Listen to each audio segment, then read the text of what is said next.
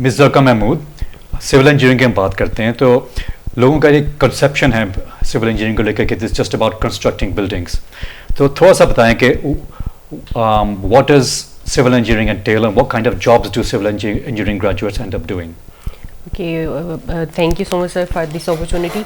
Civil engineering जो है वो सिर्फ और सिर्फ मैं कहूँगी कंस्ट्रक्शन से रिलेटेड नहीं है। ये इसमें प्लानिंग भी इन्वॉल्व होती है, इसमें डिज़ाइनिंग भी है, इसमें जो है सुपरविजन भी है।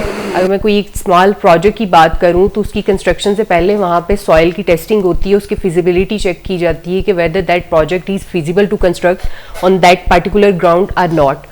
तो इसके अलावा जब वो फिजिबिलिटी रिपोर्ट हमारे पास आ जाती है, वो भी सारे इंजीनियर ही सिविल इंजीनियर उस पर काम करते हैं, तो उसके बाद हम उसकी नेक्स्ट फेज की तरफ जाते हैं जो कि कंस्ट्रक्शन का होता है। कंस्ट्रक्शन में भी हमारा कंस्ट्रक्शन से पहले उसका डिज़ाइन होता है और देन उस during the construction again civil engineer have to do the supervision work as well.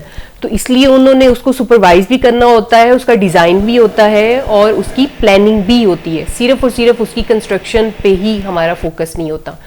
अगर सिर्फ कंस्ट्रक्शन के प्रोजेक्ट्स को छोड़ दिया जाए तो और भी कई ऐसी एरियाज हैं जहाँ पे सिविल इंजीनियर जो है वो काम कर सकते हैं, जिसमें इन्वायरमेंटल इंजीनियरिंग आती है, पेट्रोलियम है, क्लाइमेट चेंज है, सस्टेनेबल मटेरियल्स में वो काम करते हैं, एज अ प्लानिंग ऑफिसर्स जो है वो जॉब कर रहे हैं। तो इसमें काफ़ी ज़्यादा जो है वो ज़्यादा सब कैटेगरीज कह लें या मेजर अपॉर्चुनिटीज़ हैं जो सिविल इंजीनियर के पास आती हैं। So basically civil engineering has a very broad scope जिनका यूजुअली लोगों को पता भी नहीं होता।